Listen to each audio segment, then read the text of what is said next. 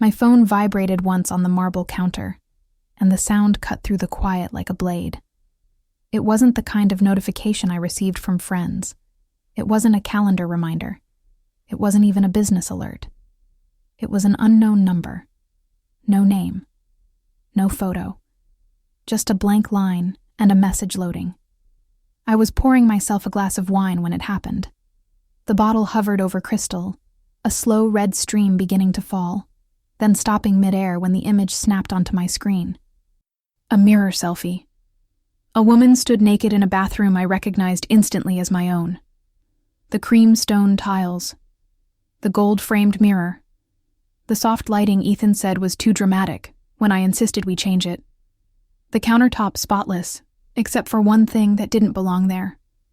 A black silk scarf, tossed carelessly near the sink. My scarf. Her body was angled perfectly, like she'd practiced. Her lips were parted in a lazy smile. She wasn't embarrassed. She wasn't shy. She was proud. And behind her, clear as day in the reflection, stood my husband, Ethan Walker, half-dressed, focused on his cufflinks like he had all the time in the world. Like this wasn't a crime scene. Like the woman blocking the mirror wasn't a threat.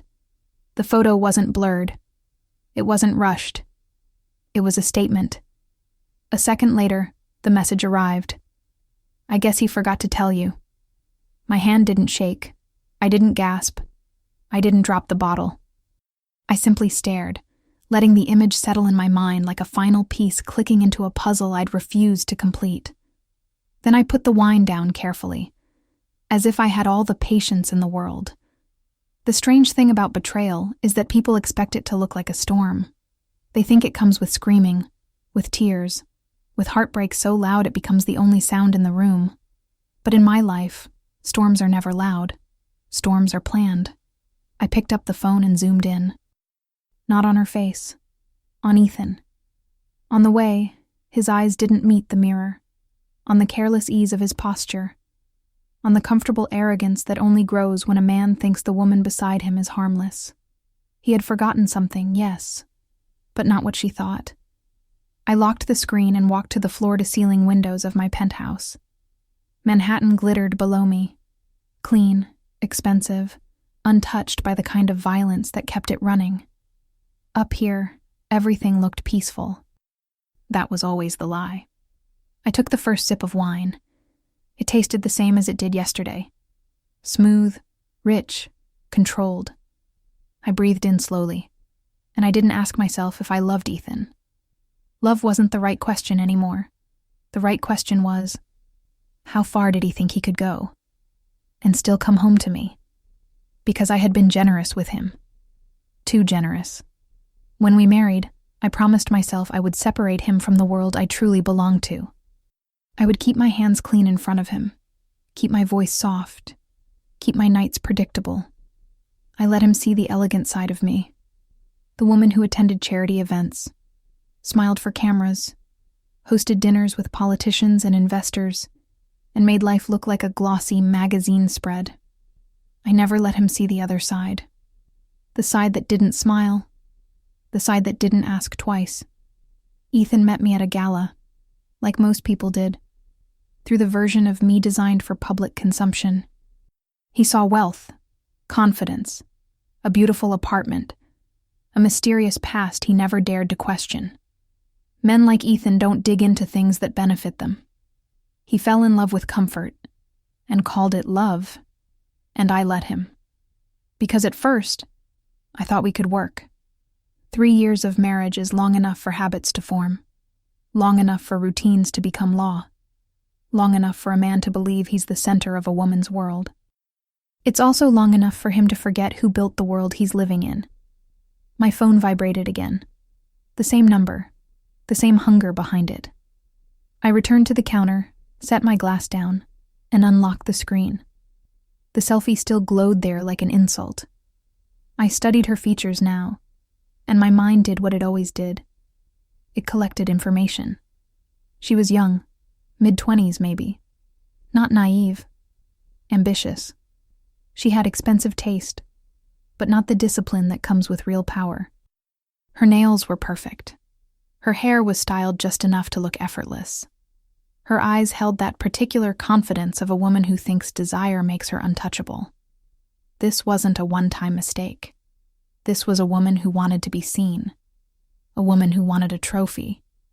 A woman who believed the trophy was my husband. I looked again at my scarf near the sink in the photo. That detail was the part meant to hurt me. It wasn't enough that she was in my home. She wanted me to know she had touched my things. She wanted me to imagine her laughing in my space. She wanted me to feel small. I typed a reply. Not angry, not emotional. Polite. You're right. The typing indicator appeared almost instantly. Too eager. Too excited. Before she could answer, I sent the next message. He forgot something important. Then a third. Lunch tomorrow, 1 p.m., Leclerc. I'd love to meet the woman who's been sharing my life. 3 dots blinked on my screen. Disappeared. Reappeared. Then her response arrived. Sure. If you can handle it. I laughed softly, the sound low and almost amused. Handle it. She thought she was daring a wife. She had no idea she was speaking to a queen. I didn't call Ethan that night.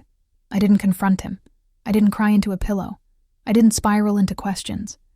Because questions are for people who don't have answers. I already had mine. Instead, I dressed for the charity gala on our calendar. I wore black silk, diamond studs, a calm expression that could fool a room full of predators. I walked into the event with Ethan on my arm like nothing in the world could touch me. The cameras flashed, the compliments flowed. Men bowed their heads slightly when they greeted me, even if they didn't know why they did it. Power recognizes power. Ethan arrived late, as usual. He kissed my cheek with practiced affection, his smile warm enough for public, empty enough for private. You look incredible, he said, smoothing the side of my waist like he still owned the right. I smiled back. So do you.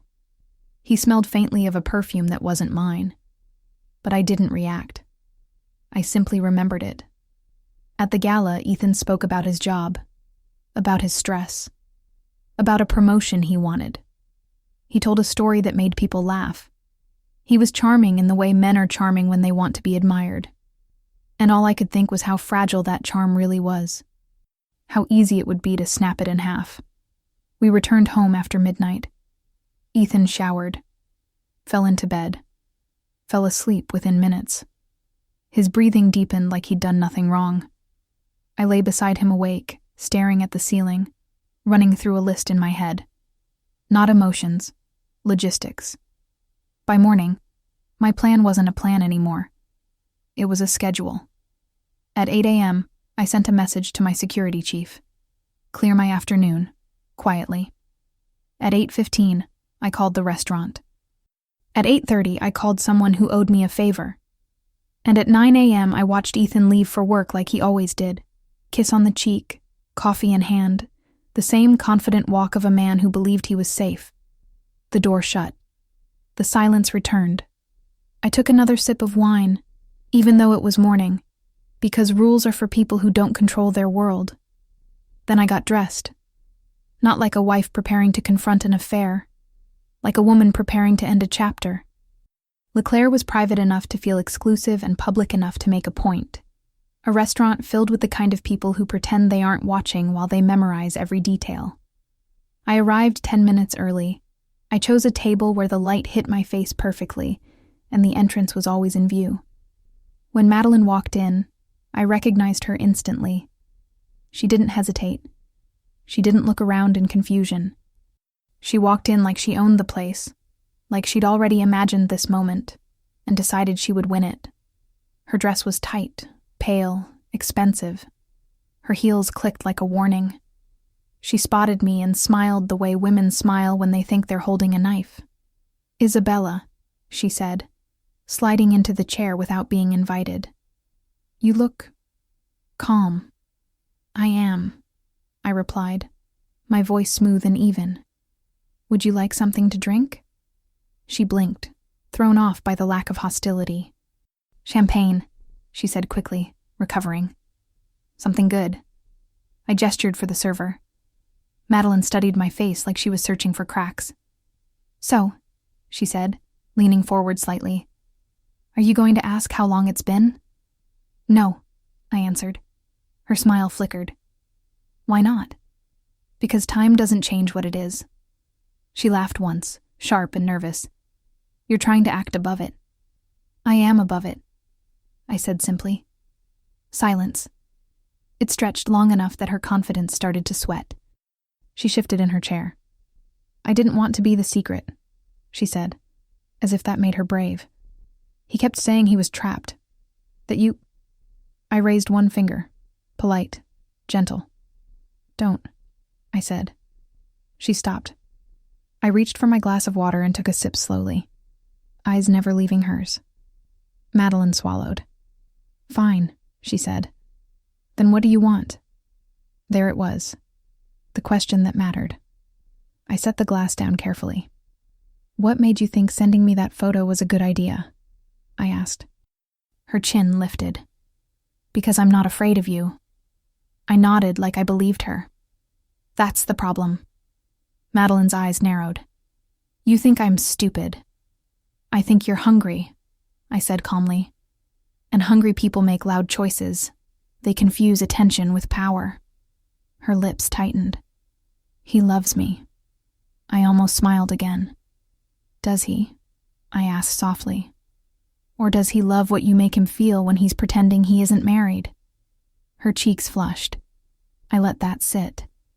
Then I leaned forward slightly, lowering my voice just enough to make it intimate. "I'm going to tell you something," I said. "And you're going to listen carefully." Madeline didn't move. Her bravado was still there, but it had started to crack around the edges. "You can have Ethan," I said. Her eyes widened. For a second, her victory flashed so bright it almost blinded her. Then she tried to hide it. "Excuse me?"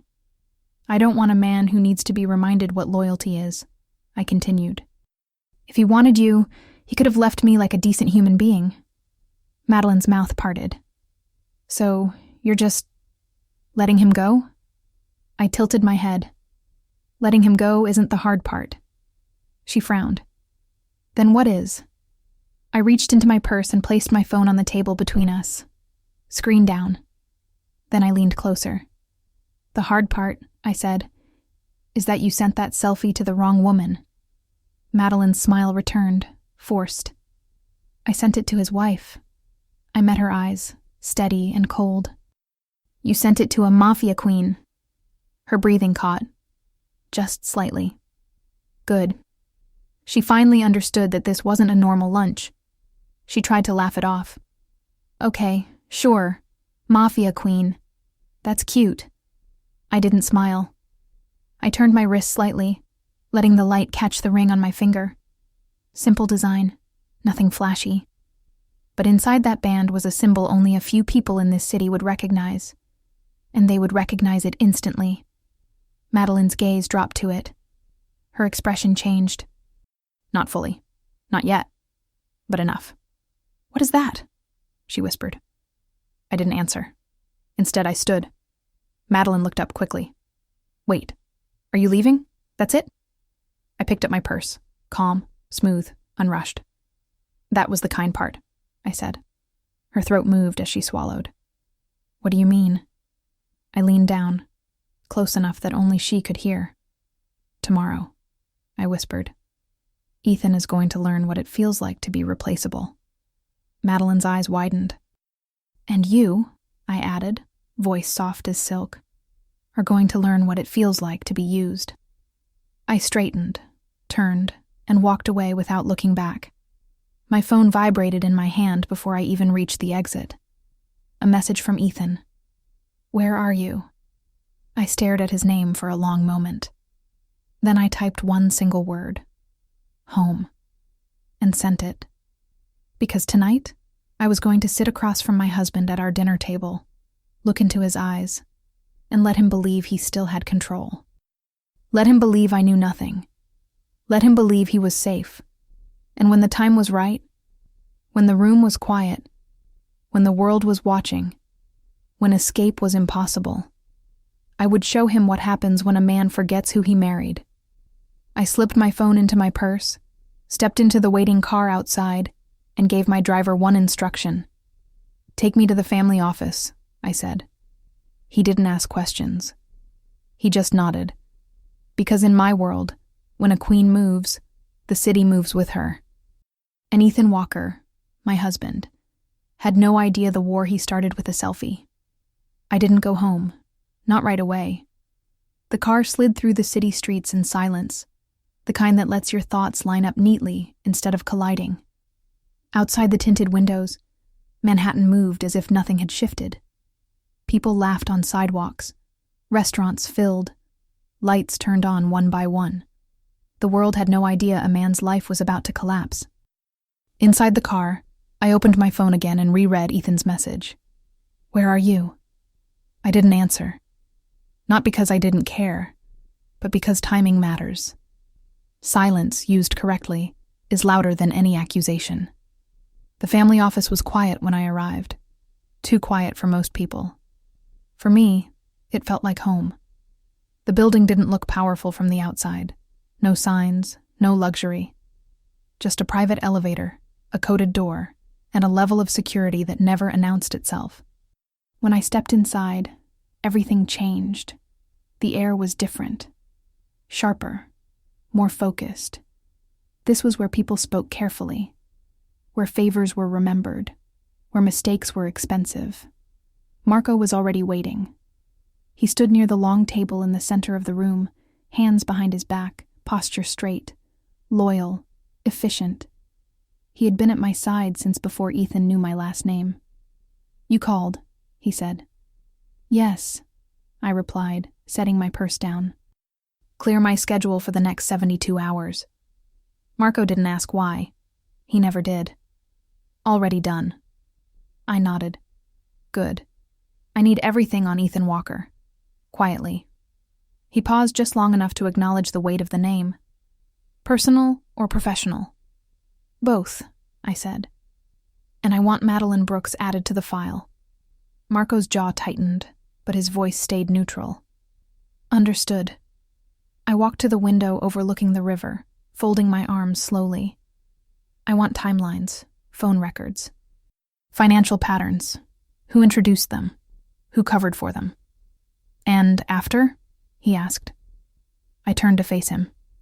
"After," I said calmly, "I decide how generous I'm feeling." Marco inclined his head. "I'll have a preliminary report by morning." "Tonight," I corrected. He didn't argue. When he left, I finally allowed myself to sit. The chair felt solid beneath me, grounding. This was the part of my life Ethan never saw, the part he never asked about, the part he assumed didn't exist because it was convenient for him. I had married him believing distance would keep him safe. Now distance would destroy him. My phone vibrated again. Another message from Ethan. "Are you mad?" I stared at the words and almost laughed. Mad. As if anger was the worst thing he should fear. I typed slowly, deliberately.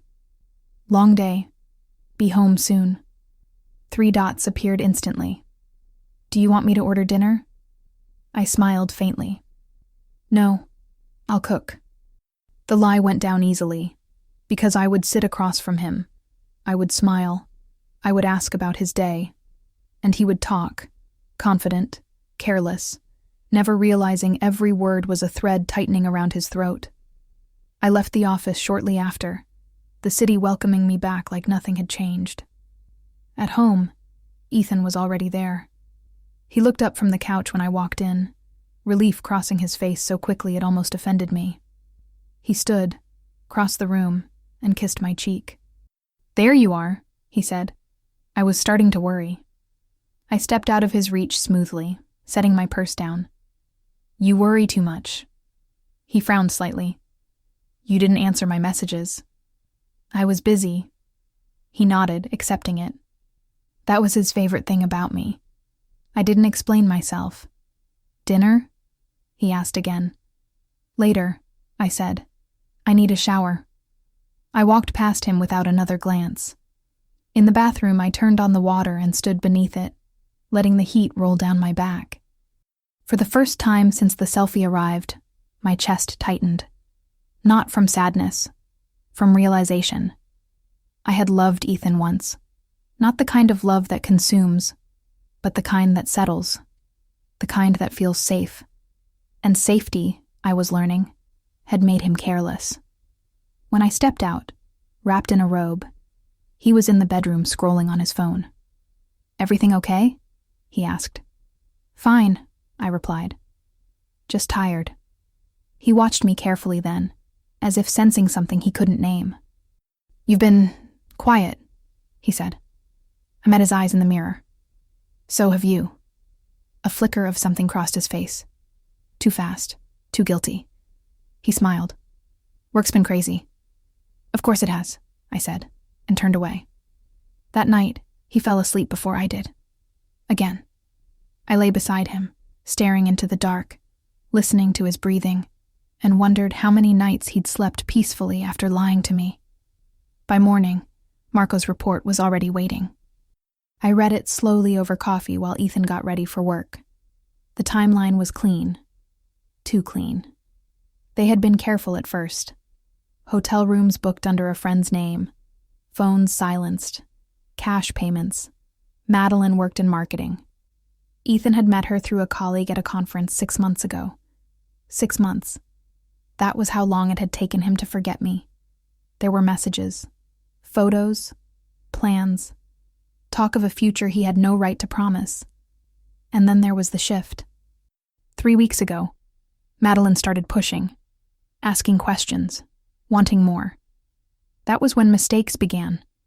That was when she decided to announce herself. I closed the file just as Ethan walked into the kitchen. "Morning," he said, pouring coffee. "Morning." He kissed my temple. I didn't move away. "Not yet." "I'll be late tonight," he added casually. "Client dinner." "Of course." "Don't wait up," he said. "I won't," I replied. After he left, I made my next call. "Is it done?"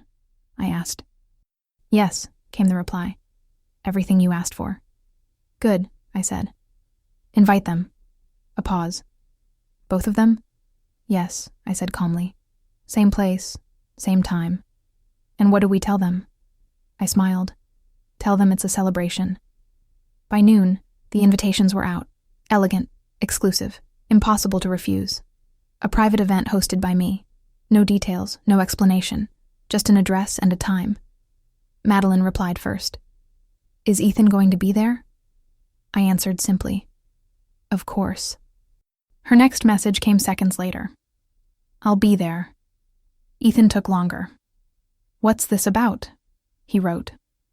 "You'll see," I replied. That afternoon, I dressed carefully.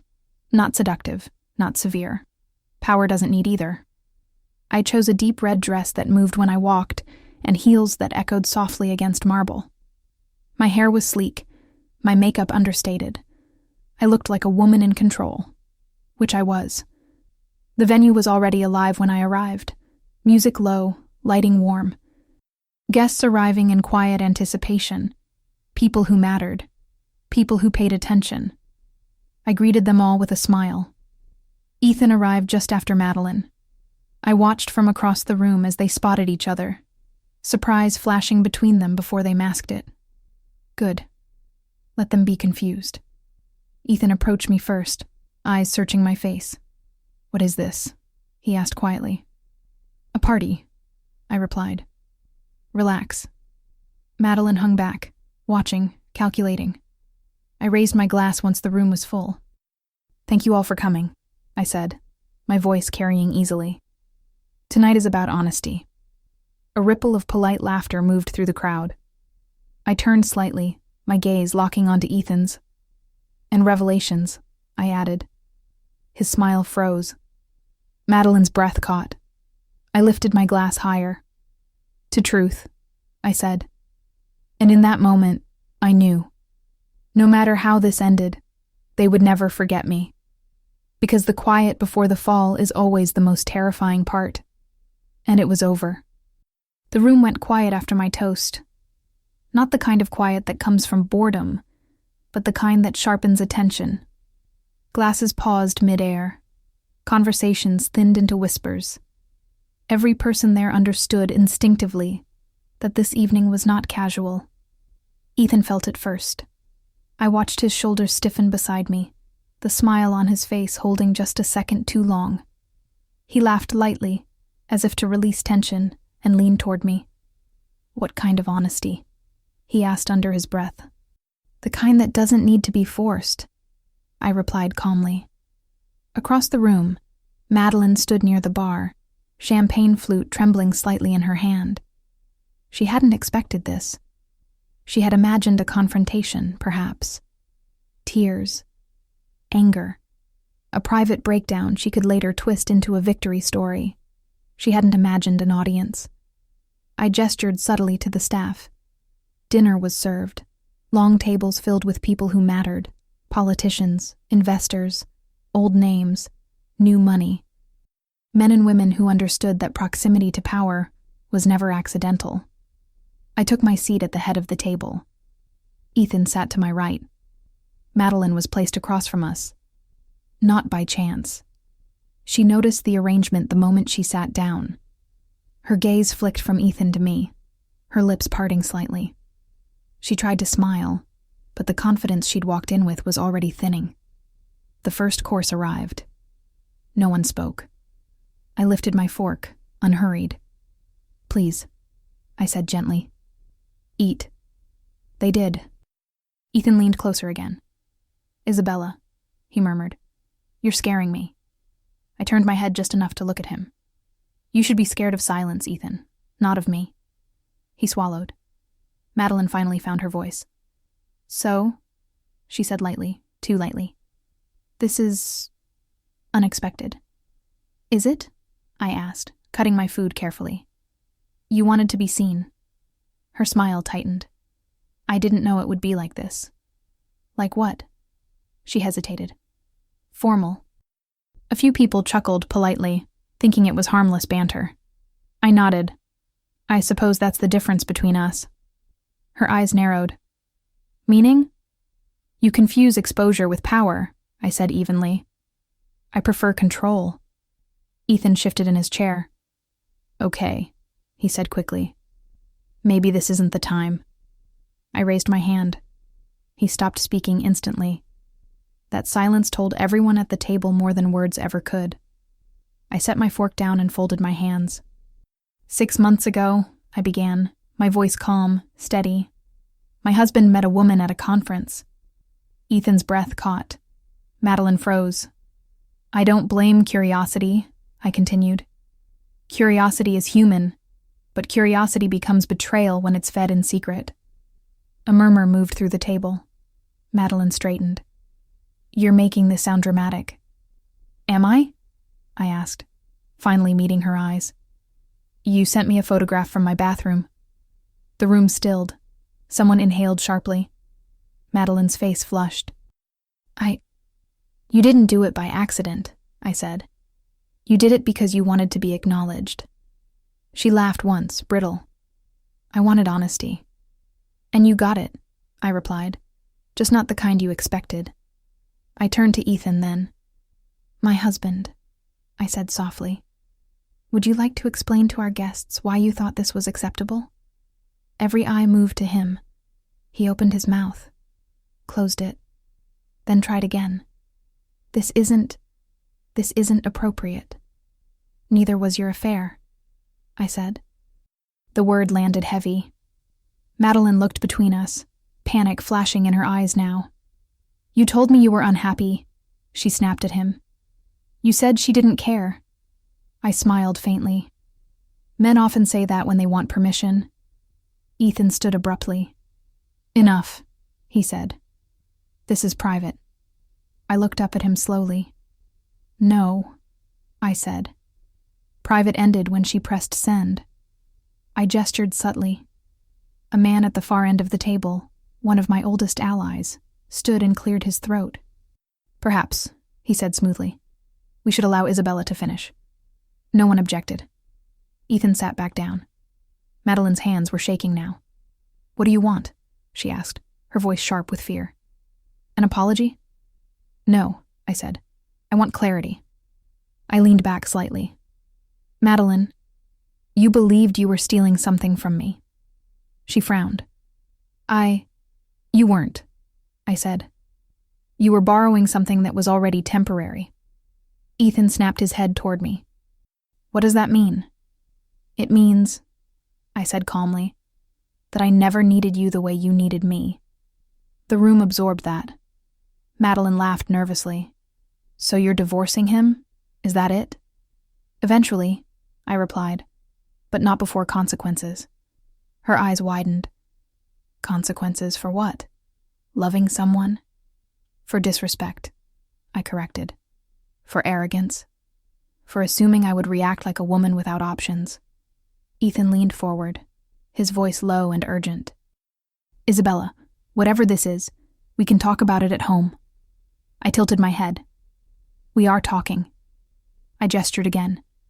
Screens around the room lit up softly, not with images, with numbers, accounts, partnerships, contracts. People leaned forward, recognizing names. Ethan stared, confusion turning to dread.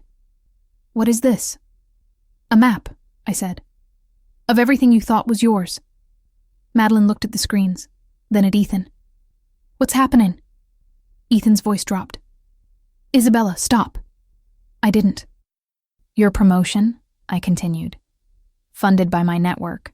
Your clients, introduced through my reputation. Your security, paid for by money you never questioned. Madeline's face drained of color. You said you were self-made, she whispered to him. I am, I replied before he could speak. Just not in the way you imagined. The room buzzed now, tension electric. I stood, slowly, every movement deliberate. I built a life where loyalty mattered, I said. I protected the man I married by keeping him outside my world. I looked at Ethan. You mistook protection for weakness. His eyes were glassy. I didn't know, he said. That, I replied, is your greatest failure. Madeline stood too, knocking her chair back. You're humiliating us. No, I said softly. You humiliated yourselves. She shook her head, panic spilling over. You can't do this. I already have. I turned to the guests. Thank you for witnessing tonight. Transparency matters. A few nodded. No one spoke. I faced Ethan one last time. You will leave here alone, I said. Your accounts will be frozen by morning. Your name will no longer open doors. He stared at me like he was seeing a stranger. Madeline reached for him. He pulled away. That hurt her more than anything. She looked at me then. Truly looked at me. Fear unmasked. What do you want from me? I stepped closer, my voice low enough that only she could hear. You wanted to be seen, I said. Now you are. I straightened and walked away from the table. Behind me, the room erupted into whispers. I didn't look back. Because power doesn't linger to watch damage. It moves forward. And as I stepped into the private corridor, I knew one thing with certainty. The table where lies collapse is never the end. It's only the beginning. I didn't return to the dining room, not immediately. The hallway outside the private corridor was dim and quiet, designed to make powerful people feel safe while they did dangerous things. Soft lighting, thick carpet, security that didn't announce itself. My heels made almost no sound as I walked. Behind me, I heard Ethan's voice rise, sharp, panicked, followed by Madeline's, higher and frantic. Then the noise softened into a low roar of whispers as the guests reacted. They could whisper all they wanted. The message had already landed. I reached the end of the corridor and stopped in front of a black door with no handle. A small sensor sat at eye level. I glanced at it, and it unlocked with a silent click. Inside was a private office suite connected to the venue. It was mine. Always had been. The walls were dark wood. The air smelled faintly of clean leather and expensive cologne. A long couch sat near the window. A bar cart waited untouched. And near the far wall, standing with his hands loosely behind his back, was Marco. He didn't look surprised. He looked prepared. "Is it done?" he asked. "The first part," I replied, setting my purse down on the desk. Marco nodded. "Ethan is trying to leave." "He won't," I said calmly. Marco's mouth tightened slightly.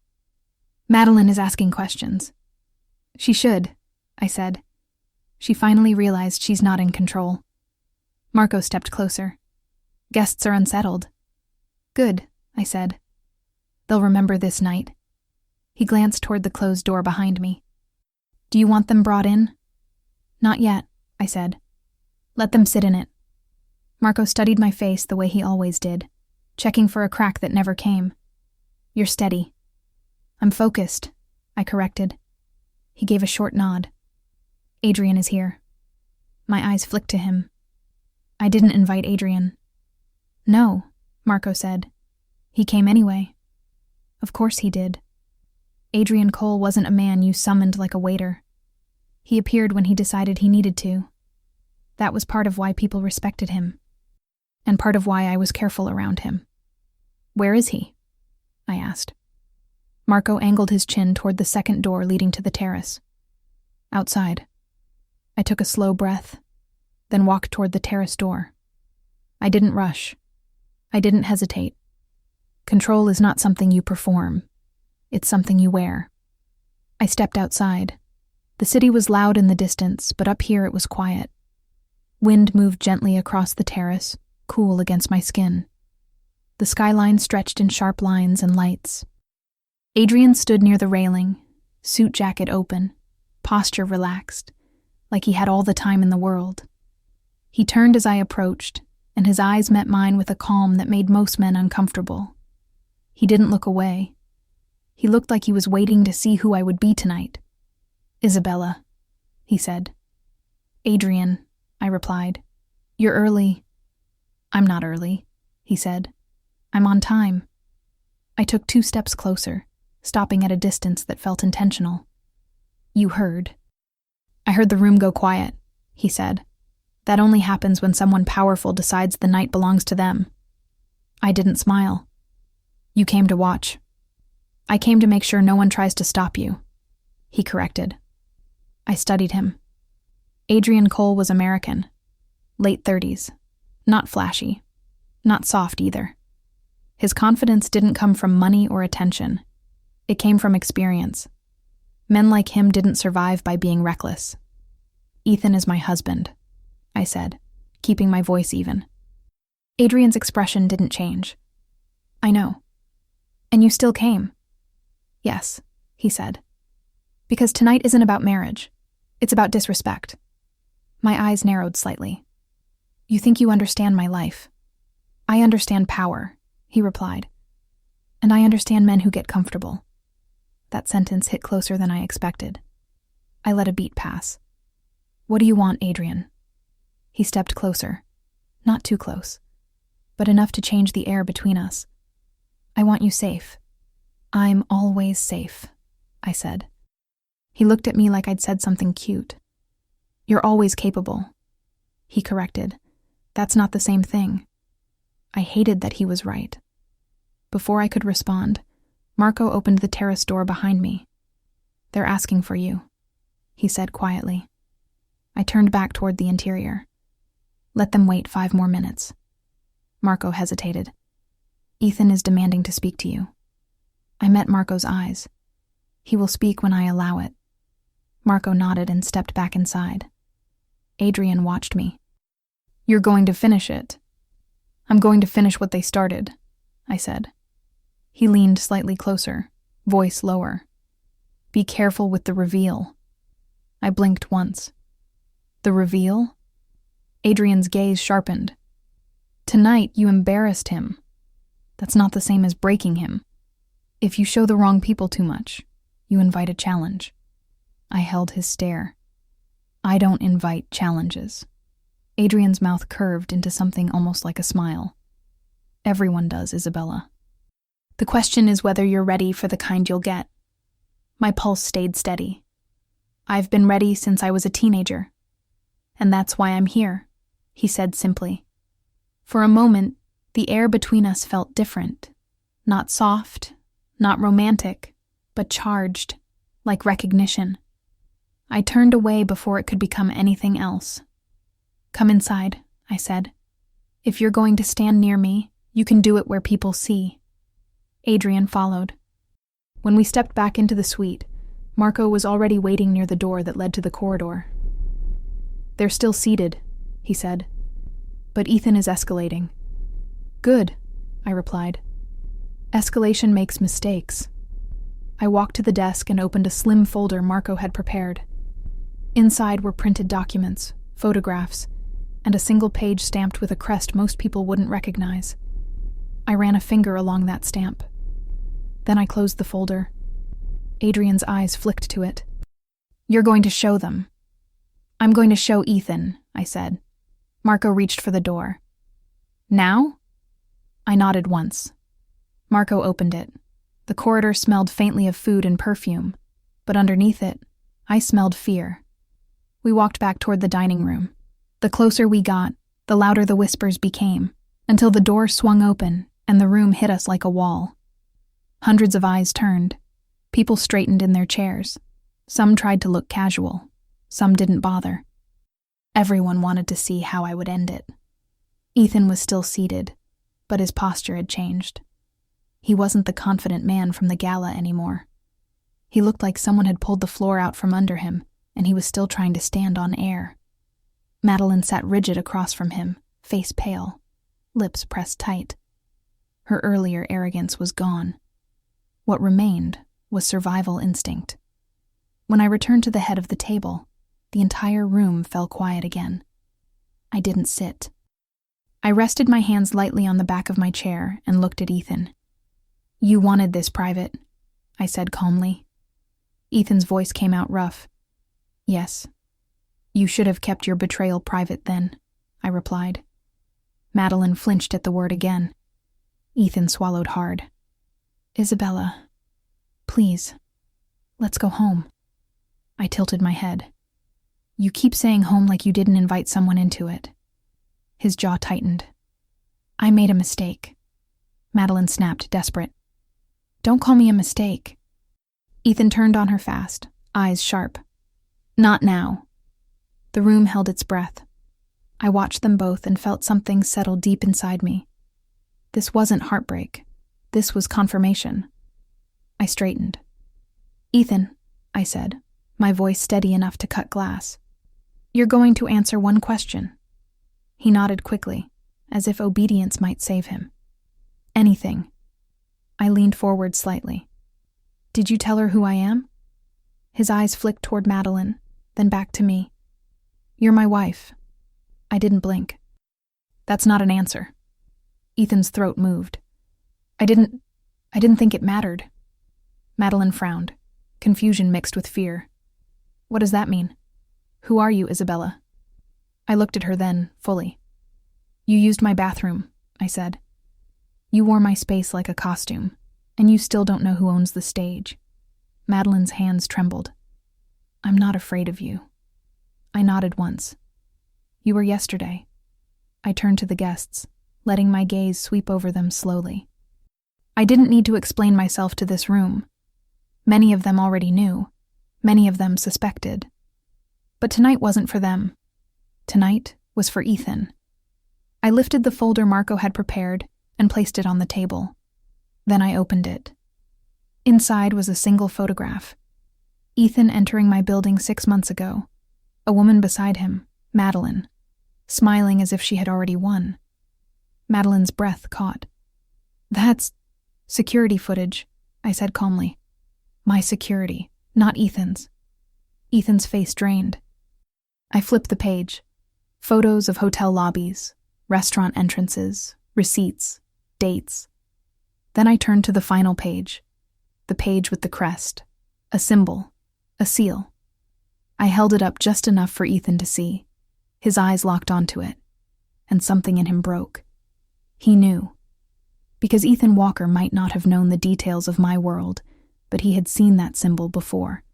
Not in a movie. In real life. On the rings of men who lowered their voices when I walked into a room. On the documents I never let him touch. On the wrist of Marco the day he called him sir, without understanding why. Ethan's mouth opened. No. Madeline's voice shook. What is that? I looked at her without softness. It's a family seal. She stared. Like old money? A few people in the room shifted uncomfortably.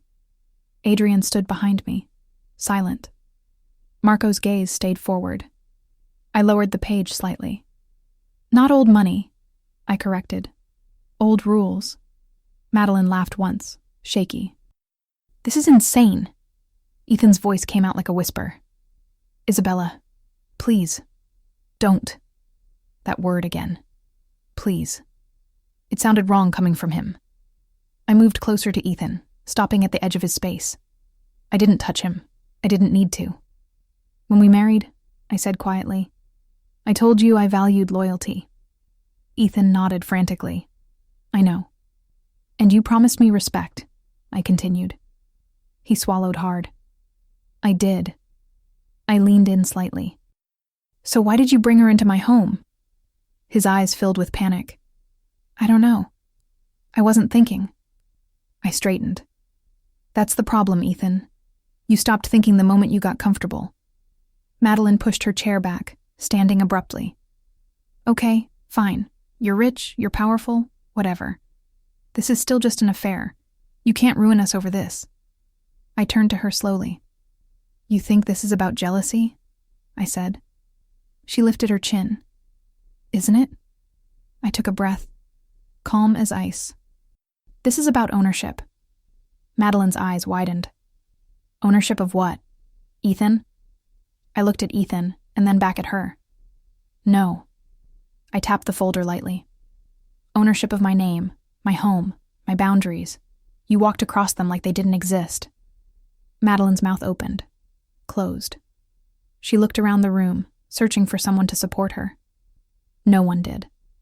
Because everyone in that room understood one thing. A woman like me didn't need a husband to be dangerous. Ethan stood then, shaking slightly.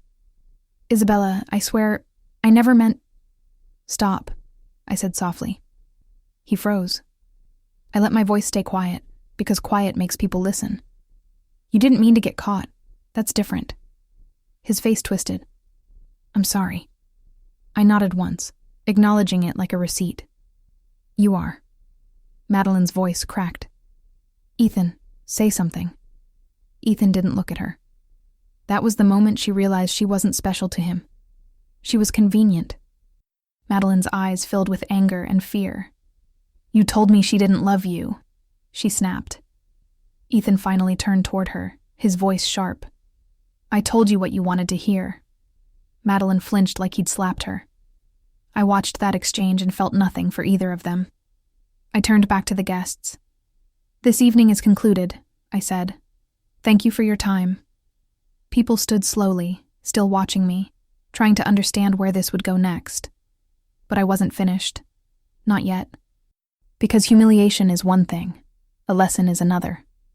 As guests began to move, I leaned closer to Ethan again, my voice low. You will not call my phone tonight, I said. You will not come to my home. You will not send messages begging for forgiveness.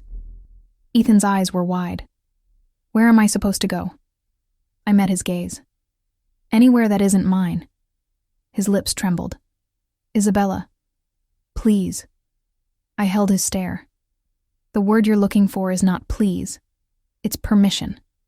He swallowed, stunned. Madeline stepped closer, voice frantic. What about me? What do I do? I looked at her like she was a problem I'd already solved. You wanted honesty, I said. Here it is. I leaned in just enough so she could hear. Ethan will not choose you. He will choose survival. She shook her head quickly. No. He said what you needed to hear to keep you quiet. I said, my voice still calm. And now that you're not quiet anymore, you're a risk. Madeline's breath came fast. You can't just...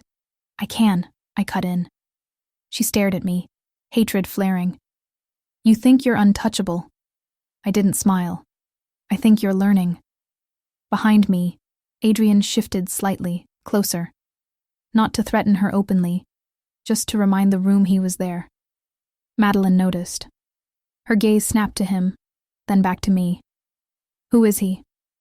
I turned my head slightly. Someone who doesn't lie to women to feel powerful. That landed harder than I expected. Ethan's jaw clenched at the sound of it. So this is what this is? He snapped, desperation turning into anger. You brought him here to replace me? Adrian's voice finally spoke, low and calm. No, Ethan. You replaced yourself. Ethan's eyes widened, rage and panic mixing. Stay out of this. Adrian didn't move. You made it public. Ethan turned back to me, voice shaking. Isabella, you're doing this to punish me. I'm doing this to correct you, I replied. Ethan looked like he wanted to argue, but the room was emptying now. The safety of the audience was leaving. Only the consequences remained. Marco stepped closer, quietly placing a small envelope on the table beside Ethan's plate. Ethan stared at it. What is that? I answered before Marco could. A key card. A room. 48 hours. His eyes filled again. You're kicking me out. Yes. Is there... He swallowed hard. Is there any way to fix this? I let silence stretch long enough that he felt it.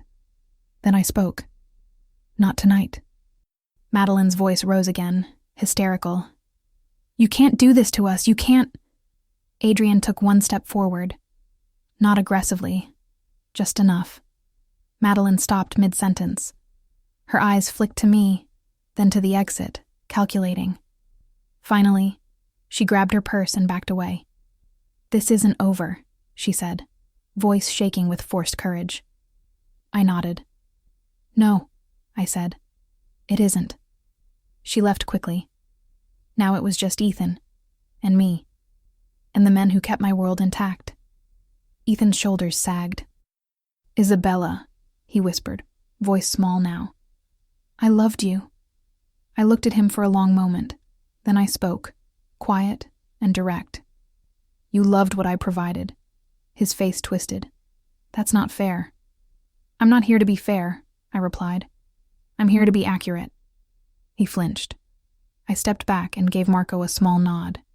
Marco moved closer to Ethan. Sir, he said, polite but firm. It's time. Ethan looked around like he expected someone to rescue him. No one did. He grabbed the envelope and stood, stumbling slightly as he backed away from me. His eyes stayed on my face like he was trying to memorize it, like he was realizing too late that he never truly knew me. At the doorway, he stopped. Isabella, he said, voice breaking. Who are you? I let the question hang for a moment. Then I answered, slowly. I'm the woman you married because you thought she was safe, I said. And I'm the woman you betrayed because you thought she was weak. His lips parted. And now, I added, I'm the woman you're going to respect, from a distance. Ethan left. The room was finally quiet. Marco approached me. Do you want him watched? Yes, I said, but not protected. Marco nodded once. And Madeline? I stared at the empty doorway where she'd vanished. Keep her close, I said. Fear makes people talk. Marco's eyes sharpened. Understood. Adrian remained behind me, his presence steady. I didn't turn right away. When I finally did, he was watching me with a look I didn't allow most men to give me, like he saw more than power, like he saw the woman under it. You didn't kill them, he said quietly. No, I replied. People expected you to, he said. I don't do what people expect, I answered. Adrian stepped closer. Then what do you do? I held his gaze, feeling the shift in the air again. I do what works, I said. Adrian's voice dropped slightly. And what works next? I didn't answer immediately. Because the truth was, the next move wasn't about Ethan anymore. Ethan was a lesson. The real threat was what his betrayal could expose. And there was another problem growing in the shadows. One I could already feel. Madeline hadn't sent that selfie just to hurt me. She had sent it because she wanted protection. She wanted someone to see her, to validate her, to give her a place, which meant one thing. Someone else might already know more than they should. I looked at Adrian and spoke quietly. I need to know who else has seen that photo. Adrian's eyes hardened. You think she showed it? I think she used it, I said. And if she used it, someone may have paid for it. Adrian nodded once. Then we moved fast. I stepped closer to him, close enough to feel the warmth of his body without touching him. My voice stayed low. Adrian, I said, this is the part where loyalty matters. His gaze didn't waver. Then you'll like what I do next. I held his stare for 2 seconds longer than necessary. Then I turned away. Because if I turned fully toward him, I would admit something I wasn't ready to say out loud. That I felt safer with him near. That his calm didn't feel like control. It felt like strength. And that scared me more than Ethan's betrayal ever could. I walked back toward the private suite, heels steady, mind racing. Because now, the real game began. And the next message I received would decide who lived comfortably and who begged. The city didn't notice when Ethan Walker fell. There were no sirens, no headlines, no dramatic arrest in front of cameras. His collapse happened the way most real downfalls do, silently, efficiently, and behind closed doors. By morning, his accounts were frozen. By noon, his access badges stopped working. By evening, his phone calls stopped being returned. I knew all of this without checking. Because when I decide something is over, the world adjusts accordingly. I sat alone in the private suite long after everyone had left, a glass of water untouched beside me, the city lights flickering through the windows like nothing had changed. Marco stood nearby, tablet in hand, waiting for my attention. Ethan checked into the hotel, he said calmly. Room 1807. He tried to call 3 people from his firm. None answered. I nodded once. Good. He also called his brother, Marco continued. That call ended quickly. Family distances itself first, I said. It's instinct. Marco hesitated slightly. He's panicking. He should, I replied. Panic makes men honest. Marco tapped the screen. Madeline hasn't gone home. That caught my attention. Where is she? I asked. She left the venue and went straight to a bar in Midtown, alone. She's been there for an hour. I leaned back in my chair. She's waiting for someone. Marco lifted his gaze. You think she has a backup? I think she thought Ethan was her escape, I said. Now she's looking for another door. Marco nodded slowly. Do you want her brought in? Not yet, I said. Let her talk. Marco hesitated again. There's something else. I looked at him. Say it. One of Ethan's colleagues accessed shared files this morning, he said. Not legally. Someone was digging. I felt it then. Not anger, recognition. This is spreading, I said. Yes, Marco confirmed, quietly. I stood, smoothing the fabric of my dress, grounding myself in the movement. Then we contain it. Marco met my eyes. Adrian is already doing that. Of course he was. I dismissed Marco with a nod and walked to the window. The city stretched below me, endless and indifferent. Somewhere out there, Ethan was sitting on a bed that wasn't his, staring at walls he didn't own, realizing his life had been built on a foundation he never understood. I didn't feel pity. I felt distance. That night, I went home alone. The penthouse felt different without Ethan's presence, not empty, but lighter, like a room that had been holding its breath and finally exhaled. I walked through every space deliberately. The couch where he'd fallen asleep mid-conversation. The kitchen where he'd poured coffee every morning, believing routine equaled permanence. The bedroom where he'd slept beside me while lying to my face. I didn't rush. I didn't avoid anything. This was mine. All of it. I changed the locks. Not because I was afraid he would return, because boundaries matter. When I finished, I poured myself a glass of wine and sat on the edge of the bed, phone in hand. Ethan's name glowed on the screen. 8 missed calls. 3 voicemails. I didn't listen to them. I didn't need to hear apologies designed to save comfort instead of truth. I blocked his number. The silence afterward felt clean. My phone vibrated again almost immediately. A different number. Unknown. I stared at it for a moment, then answered. Yes? Isabella, a woman's voice said, trembling but controlled. It's Madeline. I didn't speak. She rushed forward, words spilling. I know you told me not to contact you, but things are happening. Ethan isn't answering. People are acting like I don't exist. I think someone's watching me. Someone is, I said calmly. She inhaled sharply. Why are you doing this? I stood and walked to the window. I'm not doing anything to you, I said. I removed protection you thought you had. Her voice cracked. You ruined my life. No, I corrected. I revealed it. Silence. Then quieter. What do you want from me?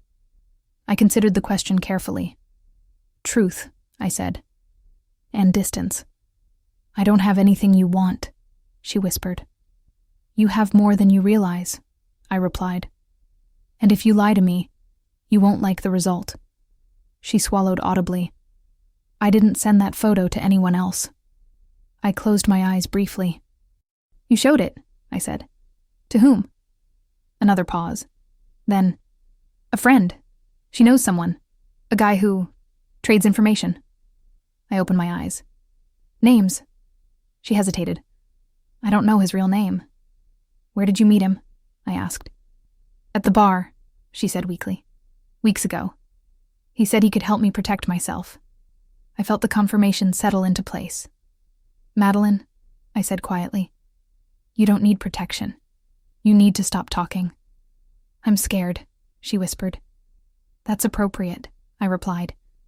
Stay where you are. Don't go home. Don't call anyone else.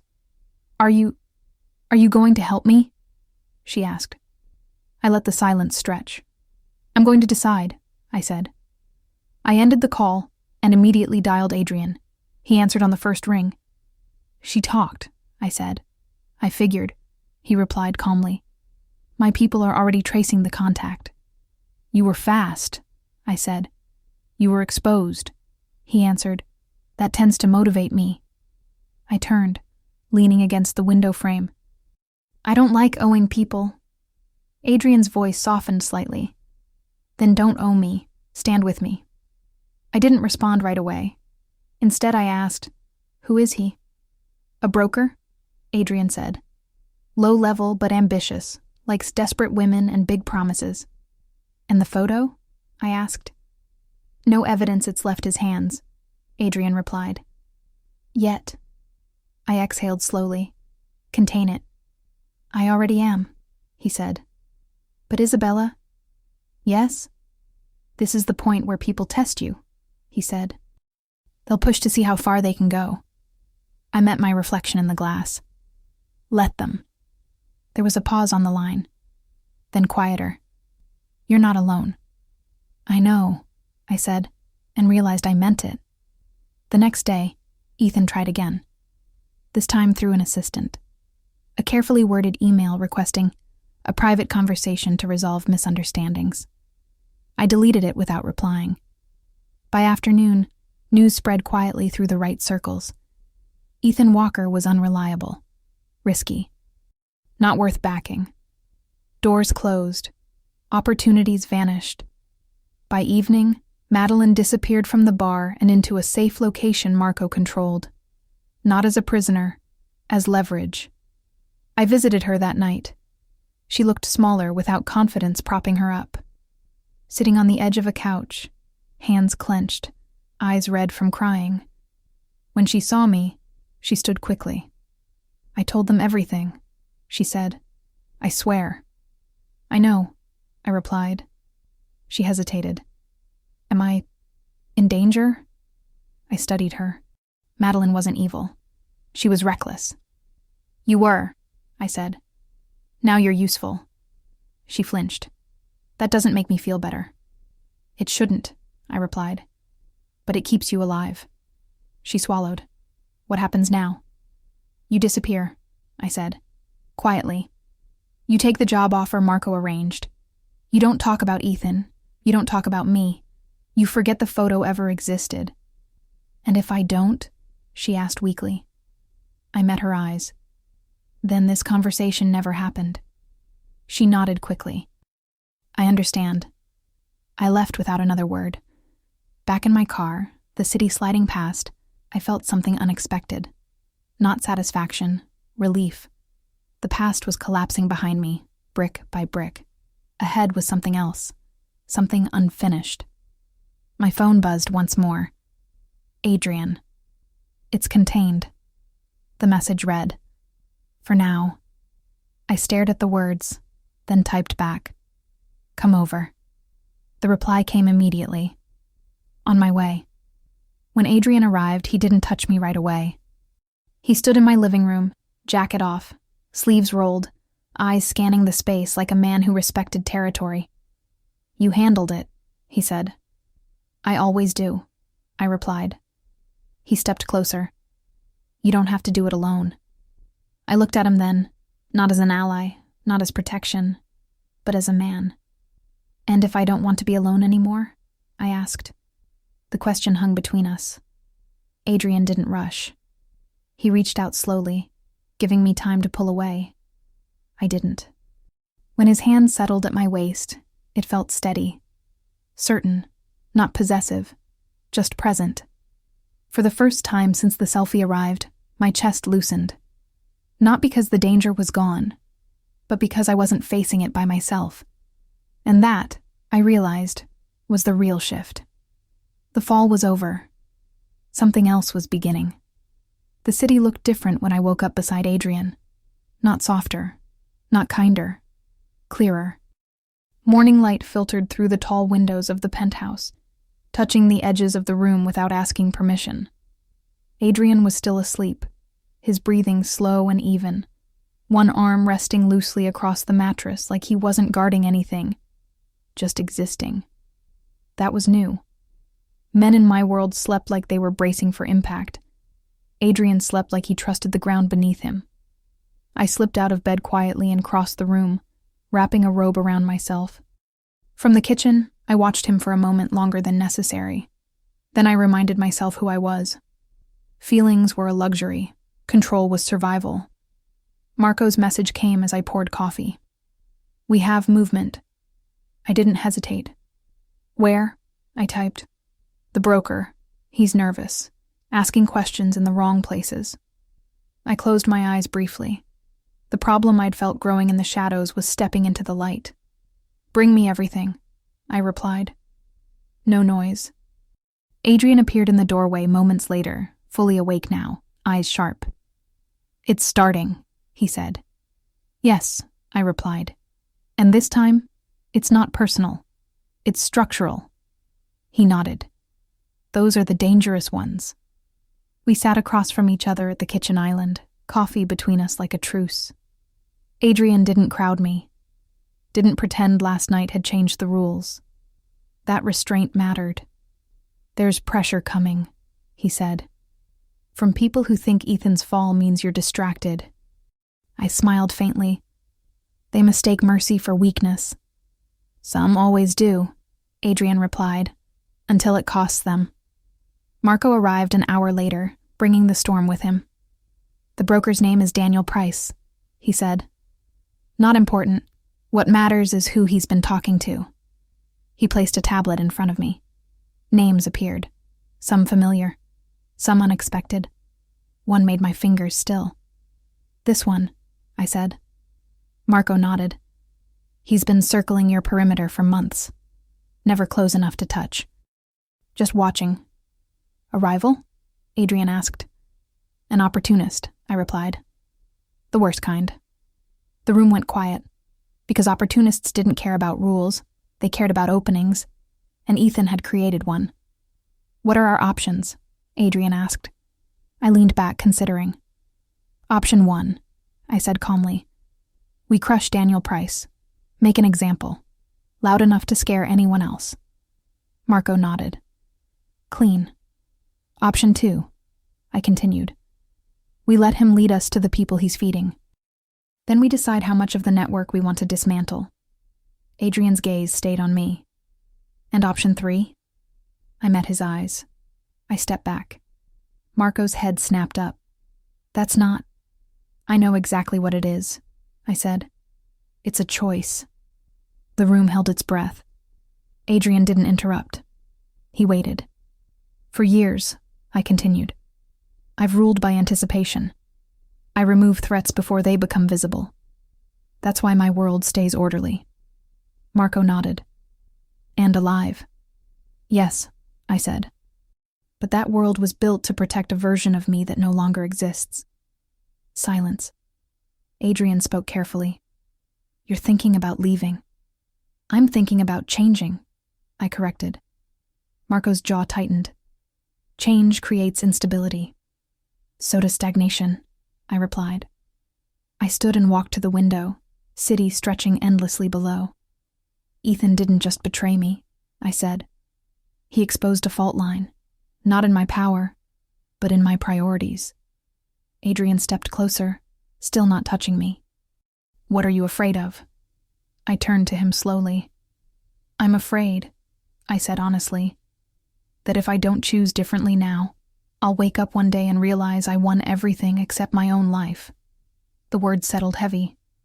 Marco looked between us. And what does Adrian represent in this equation? I answered without hesitation. A variable I didn't plan for. Adrian's mouth curved slightly. I've been called worse. I allowed myself a small smile. The decision couldn't wait. Daniel Price wouldn't wait.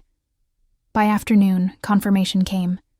Daniel had tried to sell the Selfie again, this time framed as leverage.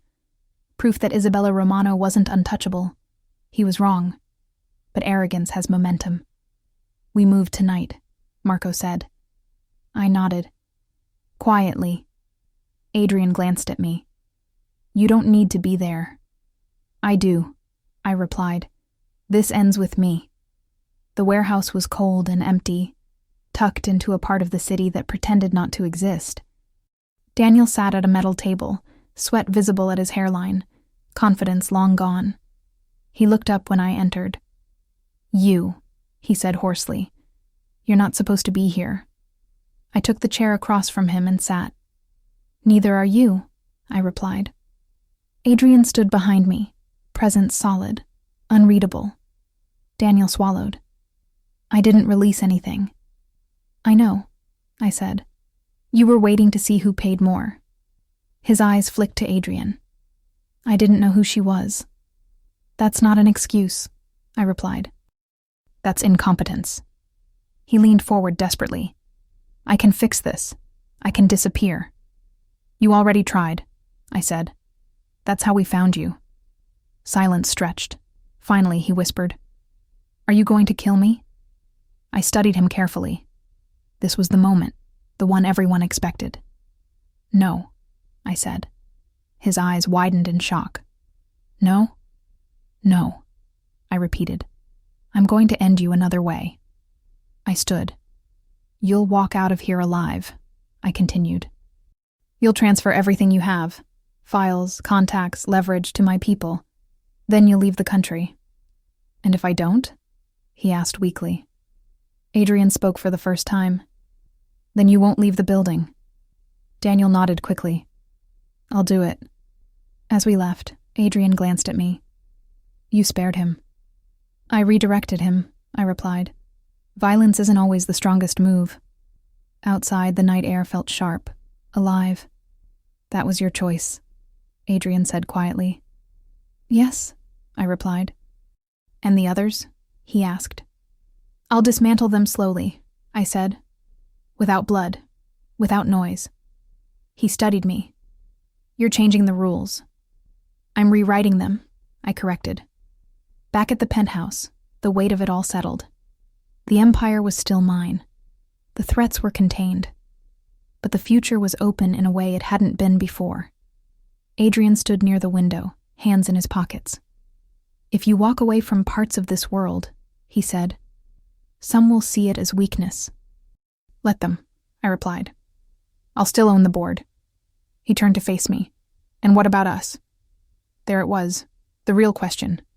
I walked toward him slowly. "You don't belong to my world," I said. He nodded. "I know. You don't fear it either," I continued. "No," he said simply. I stopped in front of him.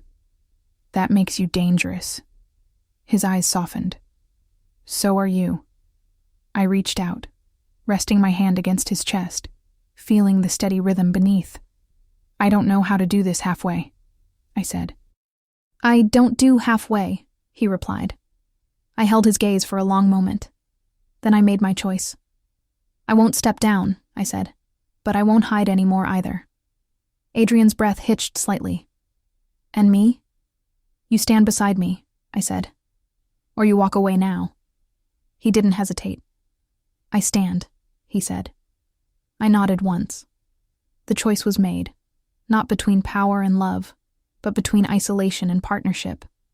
And for the first time in my life, I understood that choosing someone didn't mean surrendering control. It meant expanding it. The empire would survive, but I would finally live inside it, on my own terms. One chapter left, and this time, it would end the way I chose.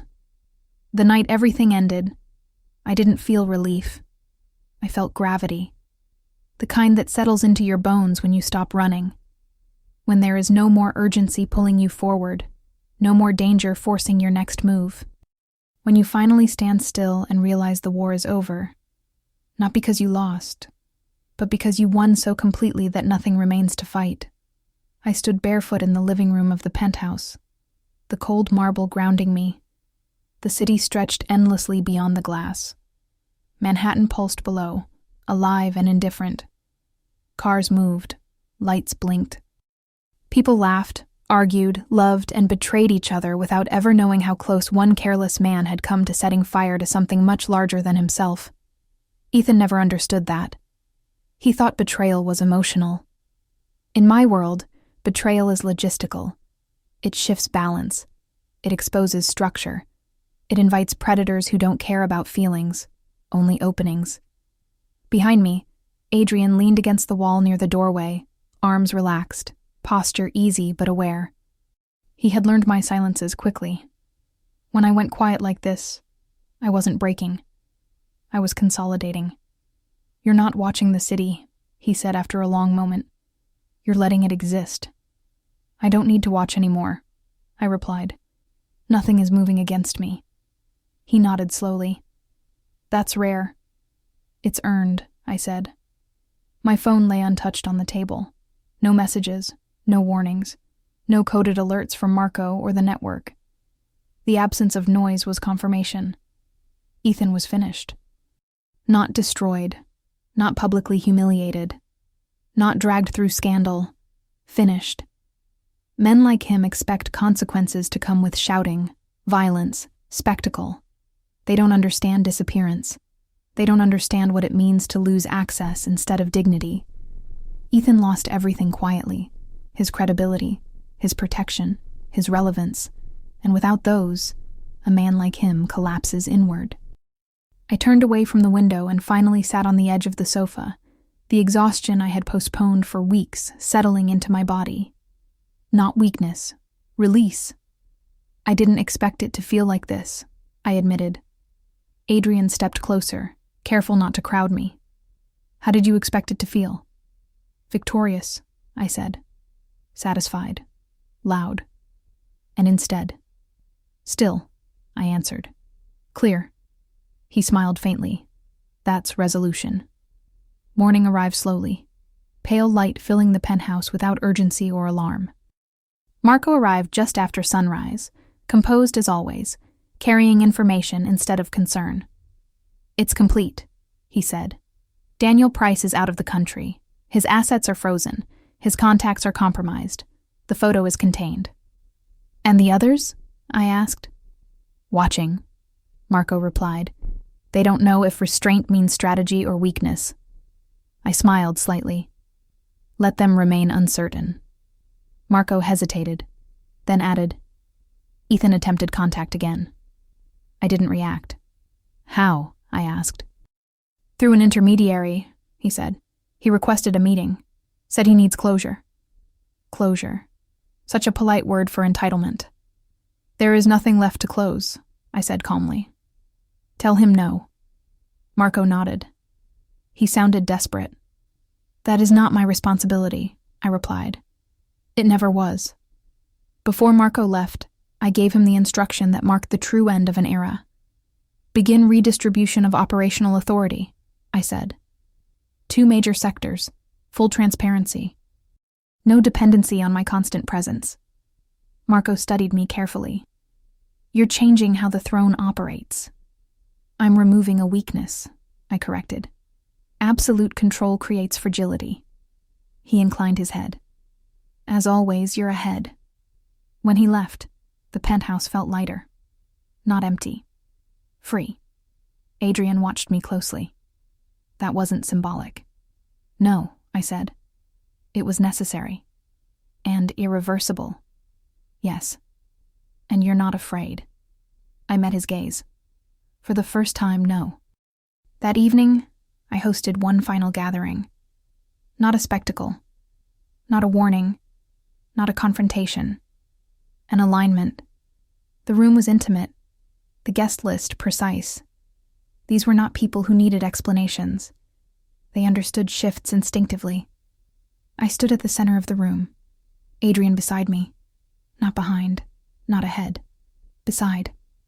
I won't keep you long, I said. Recent events clarified priorities. The room listened. I am not stepping away, I continued. I am refining. No objections, no murmurs. Loyalty remains the foundation of everything I build, I said. But loyalty does not mean silence. It means understanding. That was all. When the last guest left and the doors closed, something inside me settled completely. Adrian poured 2 glasses of wine and handed me one. You didn't hesitate. I didn't need to, I replied. I already decided. He studied me. And us? I turned to him slowly. You don't belong to my empire, I said. You don't need it. And I don't need you to complete me. He waited. That's why, I continued. I choose you. Adrian exhaled quietly. I won't compete with your power. I wouldn't allow it, I said. I wouldn't want to, he replied. The weeks that followed were calm, not empty, stable. Ethan faded into irrelevance. Madeline disappeared into anonymity. The selfie, the image meant to humiliate me, lost all meaning. It became a relic. Months later, I stood before the mirror in my bedroom, the same mirror where everything had begun. I remembered the woman who had stared at her reflection after receiving the photo. She had been controlled, dangerous, precise, but she had also been contained. I barely recognized her now. Adrian stood behind me, his hands resting lightly at my waist. You're different, he said softly. I'm whole, I replied. He kissed my shoulder, not claiming, not possessive, certain. The irony, I said quietly, is that she thought that Selfie was power. Adrian smiled faintly. And instead, it was permission, I said, to release what never deserved access to me. I turned in his arms, meeting his eyes. I didn't lose anything, I said. I gained clarity. He nodded. And love? I gained partnership, I answered. That night, as the city breathed beneath us, I understood something with absolute certainty. I had not destroyed lives out of rage. I had not begged for loyalty. I had not diminished myself for revenge. I had chosen. And that choice changed everything. I was still a Mafia queen, still feared, still respected, still untouchable.